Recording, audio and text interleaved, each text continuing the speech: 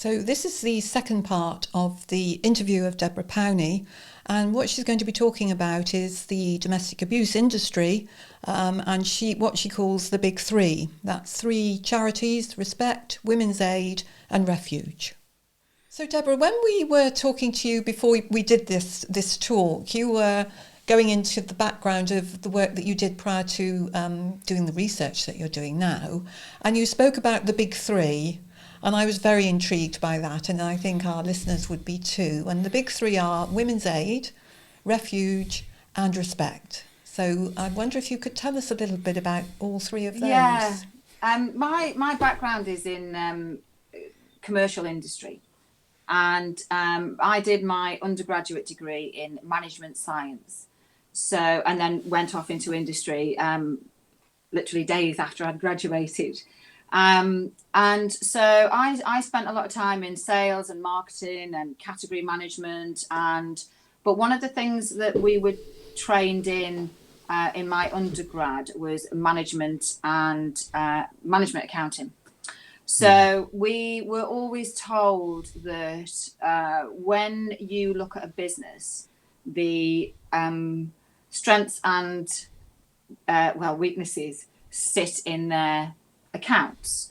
And I was trained. I was in industry for more years than I care to mention, but I was trained. My training was impeccable and very expensive.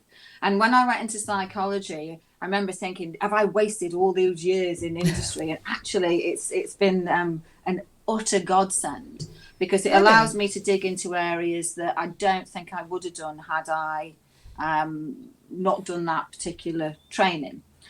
So the reason I call them the big three is when I was at university, we were doing accounting and all the rest of it. And we had various different organisations come into our university to try and snaffle us up as we graduated. And we used to talk about the big six accountancy firms that were there. Yeah. And we always had the big, however many in that industry. So we'd have the big 5 banks and the big 6 accounting things. And so it's just a language that I brought through with me from that background. But I truly believe that if you're going to research in a field, you need to get to grips with the grassroots of that entire field, and who's leading that, and how is it managed, who are the influencers, why we get certain levels of research, how that impacts on policy. Because obviously these are all interlinked, like a spider web of various elements. And what I was asked, my supervisor was offered a chapter in a book, and she's fantastic, because she's really good at pushing you into areas that you might not have said yes to. And she just said, well, I'm really busy, and I will obviously check all your work and be the second author and put my contribution in, but do you want to lead? And it was a perfect push into looking at the grounding of where we are in the domestic abuse policy and practice. So I looked at the Duluth model, which is a big influencer about power and control and oppression over from America, and how that had influenced the UK domestic abuse organisations. And so that led me to the big three. And then I had to kind of, in my mind, I had to break them down into where they sat in this industry. So Refuge pretty much does what it says on the tin, and it has a load of refuges for women. And then Women's Aid doesn't have any refuges, but it provides frontline services to women, advice, IDVAs, various different links to local organisations, because that's a federation, that's a membership of smaller organisations. And then you had Respect, that creates and assesses male perpetrator programs. At the time, that's what I understood it to be. It now also has and it has for a number of years, but really it's come to the fore in COVID, is the organisation that operates the Men's Advice Line, which is the national advice line for male victims of domestic abuse.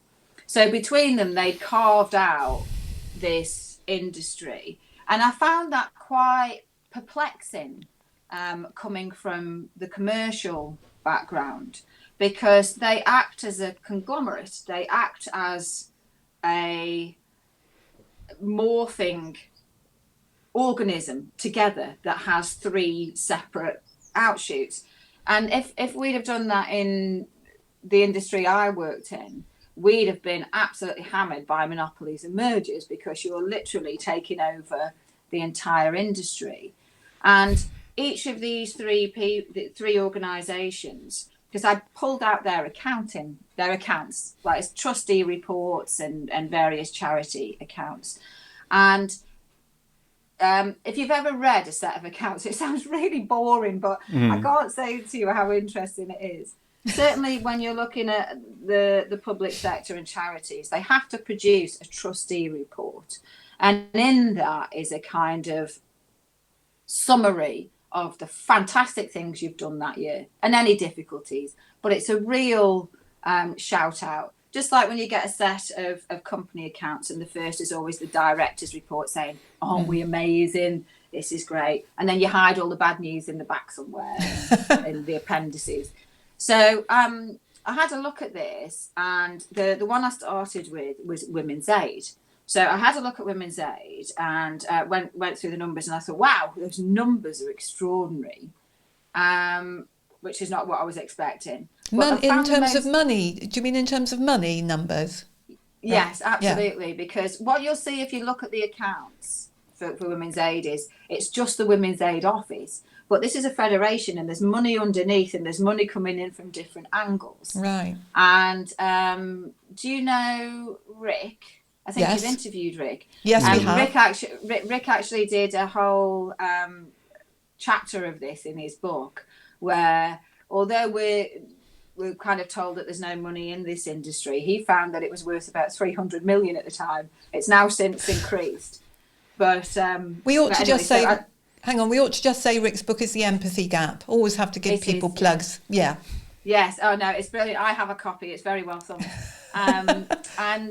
But what was interesting to me was behind the numbers, there was the trustee report.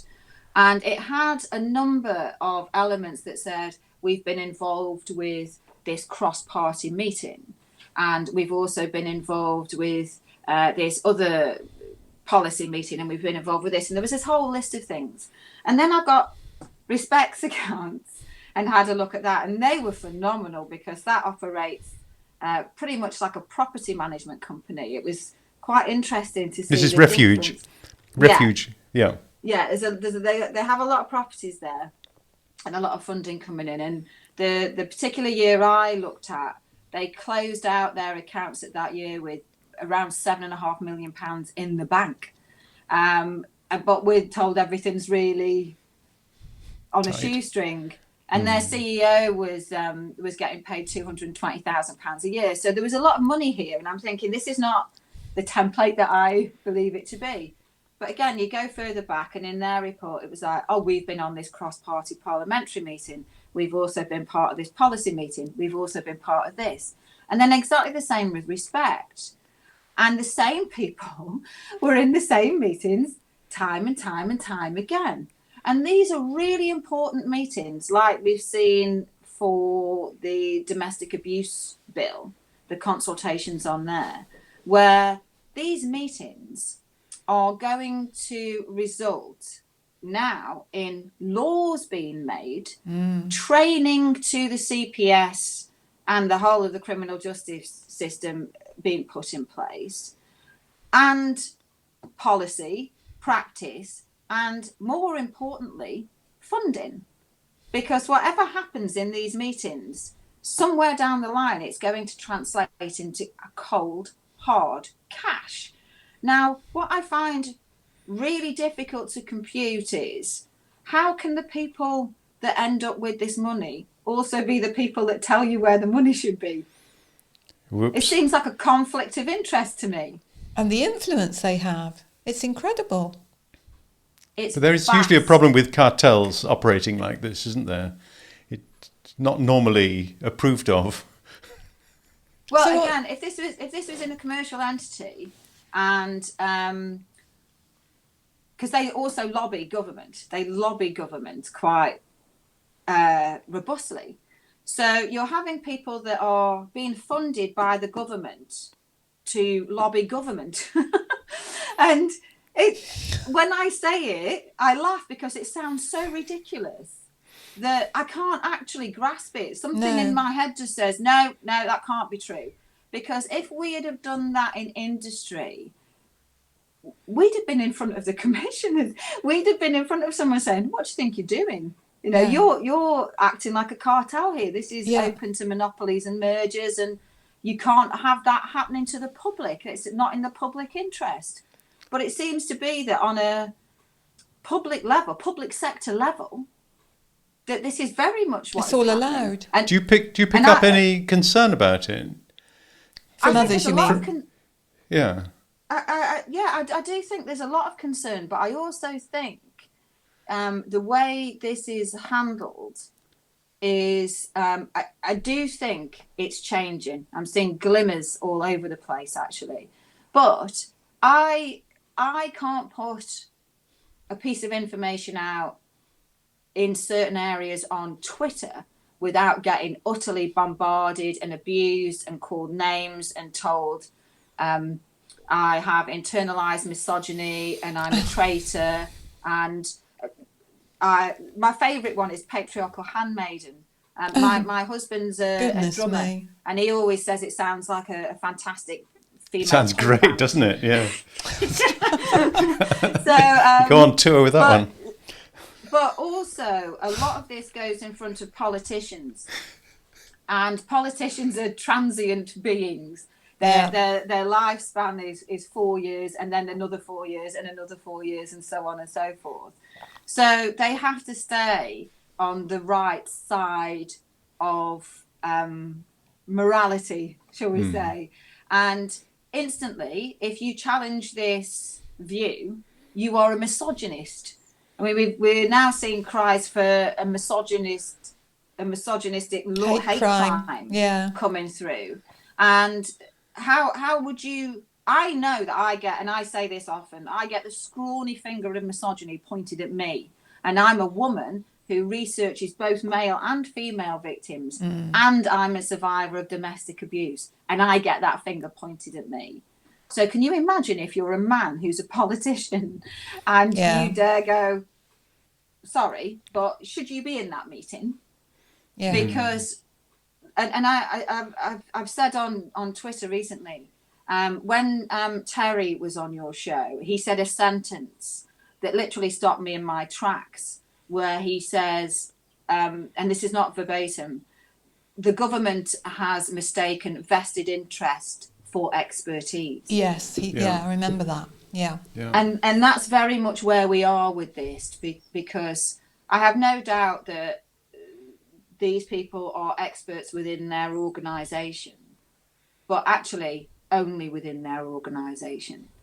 And I have absolutely no issue in an organisation centering women and centering a part of a cause. My issue is when that then becomes exclusionary for everybody else. And that's where I am with this. If they want to have an organisation that only focuses on female victims and indeed only believes that the reason that intimate partner violence happens is because of patriarchal theory, that's absolutely fine. You know, I have no issue in that existing in that belief system, but they actively lobby and actively block any other viewpoint from coming in. And that's when it becomes dangerous. And I would worry about them influencing the CPS and the police in the way that they deal with their day-to-day work. Because if they that's exactly what they're doing. Yeah. And they're campaigning now that says all the court system is steeped in patriarchal theory, is wrong. And we need to get appropriate training into the CPS, and by appropriate they mean their training into the CPS and judges and police and all the rest of it.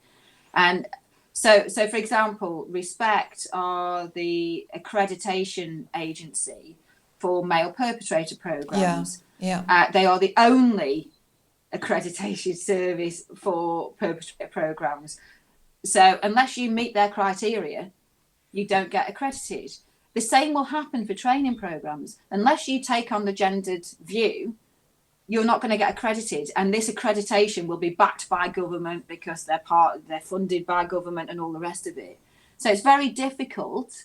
And that's why I go back to my monopolies and mergers times. It's very difficult for any other organisation to be able to get to the front line. Because you have that stamp of approval, you have the right training, and you are monitored. So if you don't follow that, you lose your accreditation and therefore your organisation and your funding and all the rest of it. So it's immensely powerful. Absolutely. And I just mentioned the CPS, and that's obviously crime. Well, what impact will it have on the family court? Huge. Know. But I think also this is going to go down to an education level where we're seeing this going into schools where and I'm very fortunate that my children's school isn't like this, and I clearly don't hold that view. So my children, I've got a girl and a boy and two stepsons. My view is that if we're talking about consent, we talk about consent across the board for both men and women. I think it's dangerous to make men the overlords of sexual activity and women the gatekeepers of sexual activity. I think it's dangerous for both parts there. And again, doesn't look at same-sex relationships or it's very exclusionary and to a very tiny sector of the population. So if we're having this through the line, we used to call it in marketing, where you would have the same message, the same brand message from the very beginning all the way through to the end. If you're having this from primary school all the way through to the family courts, it has huge societal impact. Yeah, it's massive. We've got women now that are caught up in this hysteria surrounding the tragic and horrific loss of Sarah, that even her own family, and I kept putting on social media, has anyone even asked Sarah's family about this? Well, everyone's going out and protesting in her name, and you know, we need male curfews and all the rest of it. Has anyone asked? And one of Sarah's friends came forward and said, essentially, our trauma has been co-opted. It has been taken out of our hands now. And that's tragic. We forget when we're hearing this utter nonsense about male curfews, that in amongst the tragedy of Sarah, a woman that has been snatched off the street, and I always get emotional when I say this, a man has lost his little girl and a man has lost his life partner. Do we ignore them? Are they part of this patriarchal issue? There's so much that's missed. The nuance is completely dismissed, and it doesn't reflect real life. It doesn't reflect real solutions. And for me, that's what my research is about. Well, this could be a total calamity. And, you know, from the perspective of the family court, I thought it was bad now, but it sounds as though it could get a lot worse at this rate, Deborah. But it's very encouraging to hear that your university supports you when you're probably under siege quite a lot of the time. They are amazing. You know, I've had a couple of really I don't even know what you would call them, but very abusive, that have tried to tag in my university. And they've been immensely supportive, and I think on every level, on a personal level, I personally really appreciate that, because that just really encourages scientific inquiry and freedom to investigate. And I'm happy to be wrong, and I'm happy to be proved wrong if it's based in evidence. But these people just went on it's not just me, they're doing it too. There's a whole array of people, and these are women. These are women that are actively targeting other women that don't fit with their narrative. So they were attacking the Baroness Mayer, who was talking about parental alienation, her herself a victim of parental alienation. And they searched out her photograph and put it all over the internet, saying that she enables abusive men, and real smear campaigns. And of course, there's always that doubt in the back of your mind when you're associated with an organisation such as a university, that they're going to try and distance themselves from it. Yeah. And they really didn't. They were so supportive. Well, some universities are certainly failing from that point of view, unfortunately. So it's admirable. Yeah, but it's also one of the things that I think, and they're very much aware of it, that if you want a psychology department that is world leading, you have to take on controversial research. Yeah, otherwise we don't move forward scientifically. Of course. And I wholeheartedly cannot recommend my university enough. It is just that's excellent. You know, it's I really want to go out and start recruiting people. But well, you're doing it now. I think you'll be. Yeah, you're doing it now. So they are phenomenal. They are phenomenal, and they provide so much, just support to enable absolute science inquiry, which is again something that I think is sadly missing in some areas. Well, Oxford and Cambridge need to watch out for their reputations, because they're not showing quite the same solidarity, I don't think. But we probably ought to stop there, Deborah. And thank you so much. Yeah. But sorry, we there are so many things we want to talk about with you, and we will certainly want to come back to you to see if you've got the time. That would be great. We'd love to. We'd love to interview you again. Thank you so much. Oh, no, that'd be lovely. It's an absolute pleasure. Thank you. Thank you. A pleasure for us too. Thank you. Excellent.